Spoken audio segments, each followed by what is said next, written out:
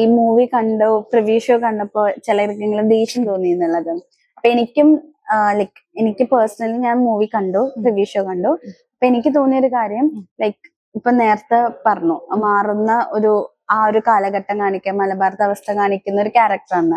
പക്ഷെ അതില് കുറച്ചുകൂടെ ഫീൽ ചെയ്യുന്നത് നമുക്ക് നായകനെ കുറച്ച് ഒരു എംപത്തി തോന്നണം, നായിക കുറച്ച് വില്ലൻ ആ ഒരു ലൈക്ക് മനസ്സിലാക്കുന്നില്ല, അണ്ടർസ്റ്റാൻഡിങ് ഇല്ല, നായകനോട് ഒരു സിമ്പത്തി ആ ഒരു സംഭവം നമുക്ക് വരുന്നല്ലോ. അപ്പൊ ഈ പറയുന്ന നേരത്തെ പറഞ്ഞ ഒരു വ്യൂ പോയിന്റ് അവിടെ മനസ്സിലാക്കും, അല്ലെങ്കിൽ അവിടെ തോന്നും ഓഡിയൻസിന് കണ്ട മനസ്സിലാവുന്ന തോന്നുന്നുണ്ടോ?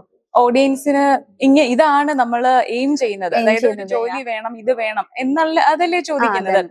ശരിക്കും പറഞ്ഞു കഴിഞ്ഞാൽ ഇങ്ങനെയുള്ള ആളുകളും ഉണ്ട്. മീൻസ് ഇപ്പോ ഹസ്ബൻഡിനെ സപ്പോർട്ട് ചെയ്യുന്ന ആളുകളും ഉണ്ട്. പക്ഷെ ഇവിടെ ഹസീ പറയുന്നത് കളിക്കണം, പക്ഷെ അതിന് വേണ്ടിയിട്ട് ഗൾഫിലെ ജോലി മതിയാക്കി കുട്ടികളോടൊപ്പം കൂടുക എന്ന് പറയുന്ന ഒരു കോൺസെപ്റ്റിനോട് ആ ക്യാരക്ടറിന് എതിർപ്പായിരുന്നു. കാരണം പക്ഷെ അതിന്റെ ഇന്റൻഷൻ ഹസി മനസ്സിലാക്കുന്നില്ല. ആ ടൈപ്പ് സ്ത്രീകളും ഉണ്ട്. അങ്ങനെ ഒരു ഇന്റൻഷൻ സ്വന്തം, അതായത് സ്വാർത്ഥതയല്ലേ, കുട്ടിയെ നോക്കണം, വീട് നോക്കണം, എന്റെ കാര്യം മാത്രം നോക്കണം എന്ന് പറയുമ്പോൾ അതൊരു സ്വാർത്ഥതയാണ്. അറ്റ് ദ സെയിം ടൈം അങ്ങനെയുള്ള ആളുകളും ഉണ്ട്.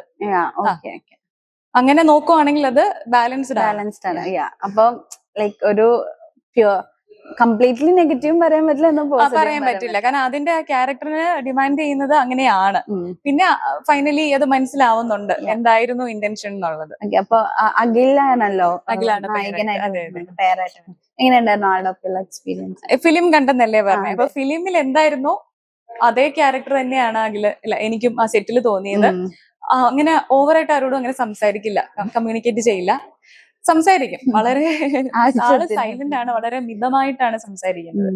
ക്യാരക്ടറിൽ എങ്ങനെയായിരുന്നു ആ ഒരു സൈലൻസി അഖിലിന്റെ പേഴ്സണൽ ക്യാരക്ടറിലും ഉണ്ടെന്നാണ് തോന്നുന്നത്.